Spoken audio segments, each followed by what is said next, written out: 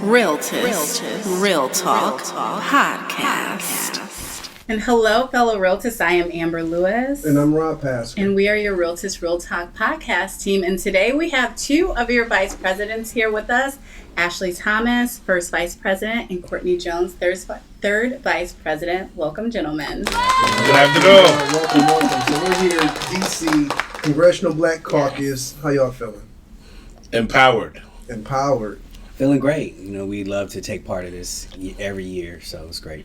Absolutely. So for the people out there, we got a lot of new members. We have community stakeholders out there. What does a vice president of NAREB do? Yes. I'll simply add this. As a third vice president, you know, you're the newest on the ladder. Okay. So you have the pleasure of doing all of the projects and initiatives that the first and second vice presidents have already partaken in. Okay. So in my particular case, I've had the pleasure under past President Pope of getting the faith-based and community engagement pillar. So traveling the country, meeting with local boards, but really partnering with Director Craig Bishop Worsham and really working on some of the great MOU relationships that Director Courtney Johnson Rose and him had embarked on. So we have some great stuff with the African American Mayors Association. We have some stuff with Full Gospel, you know, the COGIC, Church of God in Christ. Absolutely. I mean, there's so many powerhouse entities and organizations that NAREB is wrapped around to increase black home ownership. Absolutely. Yeah, and just to add to that, so being maybe the oldest one on the ladder, I have the great opportunity of serving under three NAREB presidents and learning from different presidents what works, what doesn't work, some things that have already been tested and tried, as well as for me, it's been a great opportunity to learn different positions. So I've done legislative and political, I've done budget and finance and those types of areas, and now I'm in charge of the diversity, equity, and inclusion, which is a great opportunity for me to get my feet wet in that space. So Wow. Sounds like you're all busy. Yeah, we've Just already a tad. just a little busy. As you're picking up this new pillar, obviously there's been some great work that's been done in the past. What are you looking forward to being able to actually execute on in the future? So our president, she has a very aggressive agenda, which is great. It always keeps us busy. One of the things that she is tasked this particular pillar is to create the Leadership Academy, and we think that that's going to pay out great dividends. And the way the academy is, in terms of where it's written on pencil right now, we're working to move it into print, is, you come in, you learn the basics about the organization, when it was founded, what is our objective, what do we serve to do, right? And then you'll move to graduate to the next level, which might be more position based. Do you want to move into a vice president role or president in the future? Do you want to move into a chairmanship, or do you want to move into like treasury? And so those are all things that we can have specific training around, as opposed to it only being one career path within the organization. So that's on that piece. The other piece in terms of equity and inclusion is to really focus on equity this year. We're really going to focus on not only the consumer, but also the practitioner. NAREB is built of many independent brokerages. And so being able to access capital to keep your brokerage moving forward or expand your brokerage over multi-states, that's going to be something that's going to be paramount as we move forward in terms of equity, in this business. Absolutely. And that's one thing about realtists, real estate professionals, but especially realtists. If we don't think about ourselves as small businesses, we're missing out on a lot of opportunities to not only grow our businesses, but to leave the impact that we seek to leave. Correct. And to add to that, many of us are maybe smaller in nature because we haven't accessed capital that will allow us to grow. It's not a lack of education. It's not lack of commitment or work ethic. Those things we bring to the table.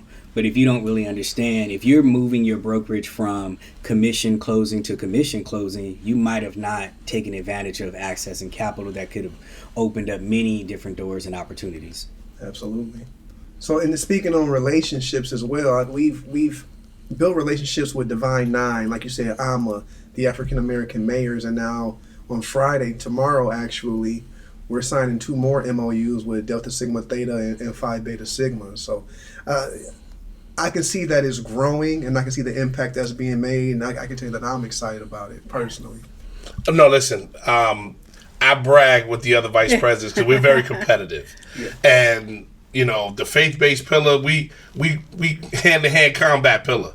So we get an opportunity to kind of forge a path for realtists across the country to have some warmer lead opportunities to generate transactional business.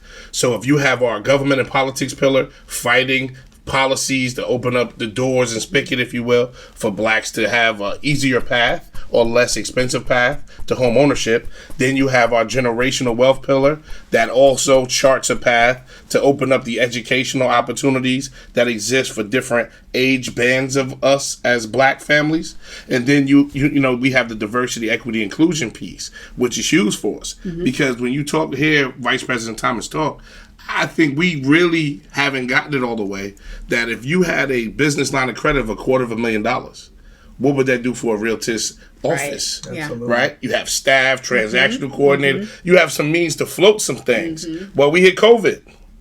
What would a business do to have $100K in a line of business to just manage staying at home? So these are the types of things that we're really excited about. But with this Divine Nine relationship, that opens the door to maybe another 2 million easy black professionals, you know, that are in the working/business environment who are going to be buying homes, investing in real estate. Who else better to covet that relationship than NAREB Realtors? Absolutely. So I think it's important to make the connection because you work at the national level. You represent the whole organization, but the things that you're doing, the work, the relationship building, the seeking opportunities through business funding, these are things that can be applied at the ground level. So we appreciate you fellas. And hopefully the members realize that. Take these opportunities that are being created at this level and bring them down to the local level, because I know we have a DST chapter and grad chapter in Toledo. We got Alpha Phi Alpha, Phi Beta Sigma. And I was able to leverage the national relationship to build relationships at the local level. Right. And so I hope our members are taking advantage of that. Right. No. Please go right ahead. I was just going to say, and I mean, that's why it's so important to have member engagement, you know. So we have our midwinter conference. We have our annual convention. Showing up at these types of events allows you to meet people that are on the national level that might do some really good work for you back at home. And so that's always been something that I've left every convention with a new contact that has helped me back in my hometown. So, and I think I would want to add, on the local level, all of us at the national stage have all been local board presidents. So that connectivity is huge in being able to take the learnings like initiatives, MOU partnerships back to your local territory. That's where NAREB is. It's at our local level that gives us the teeth in the community in terms of biting down. So when you start talking about wealth building days, we're about to roll out under our president, you know, a wealth building tour that's going to open up economic opportunity for realtists across the country. So if you're not ingrained in the committee at the local level, you're doing yourself a disservice, right? And then when you start talking about getting in front of churches, you know, you start talking about getting in front of Divine Nine relationships, that just sounds like more money, more money, more money. So we are super excited about it, and we're going to continue pounding the pavement for Realtist members to continue having a seat at the table to stay in business. And I think you made a good point, because when we talk about the tour, we know originally we started with 60. We've now increased it to 100. And our members, we had the president here, President Rose, and she had a call to action. Sign up your chapter, because you do not want to be on the list because you didn't have a tour within your city, but it's the place that you want to be. It enables you to have a cradle to grave. Like, at the end of the day, when you think about it, you can actually provide what you need in your chapters to thrive. When you come to CBC, for example, you can learn from individuals like yourself, and then you can take all that stuff back. So we're enabling our members with everything that they need to be successful within their chapter. So we're super excited about it. Yeah, and our president has really made a focus this year during her administration, and she's kicked it off wonderfully in terms of, we're not going to be satisfied with being the best kept secret as an organization. You know, it's time for us to move forward, move outward in terms of being a household name as realtors. Yes. I mean, just in today coming to a close, we were at the White House talking about initiatives and issues that impact Black practitioners who are our members, and then leaving being told by a senior advisor to the president that they want to have face-to-face meetings quarterly with NAREB. Wow. That's Which phenomenal. continues to elevate our brand, Yes. continues to keep our issues at the forefront, but then more importantly, now we're at the table being the voice, so as different issues arise, and we know they will, we can have a direct route to the White House to have somebody communicating with NAREB. That's a big deal. If not us, then who? Like, who better? Yes. Who better? We're in the streets, and we understand it at the higher level as well to translate. So, hey, y'all putting in work. You're putting We in work. appreciate the advocacy too, Yeah. at the end of the day. So anything in closing, we're at CBC. We have some members that have never been here before. What are you looking most forward to tomorrow as we're launching all the goodness that is NAREB, and why they should be here? And if they're not, they should be here next year. Well, I'll start with, obviously we have a session every year. We are part of the CBC. I think it's very important because you have different disciplines from across the spectrum, and everything impacts housing, right? Whether we talk about, as you read the Sheba report last year in 2022, it was a big section in there that talked about global warming, the impacts of weather, the impacts on housing, and how that works. So coming to this, to the CBC allows us to meet with people from all different disciplines all across the country. Even this morning, we were having breakfast with the Black women contractors. That's a great thing. That's great phenomenal. bridge. And I'm speaking with them and I'm saying, do you have people in Los Angeles? Because that's where I'm from. I have great opportunities on some of my properties to be able to push out there, and I want to do the collaboration. So coming here opens up the opportunity of collaboration, which is we're all about. Yes. And I would just simply add to that I think it elevates the members' understanding of what NAREB does in acting on its mantra of democracy and housing.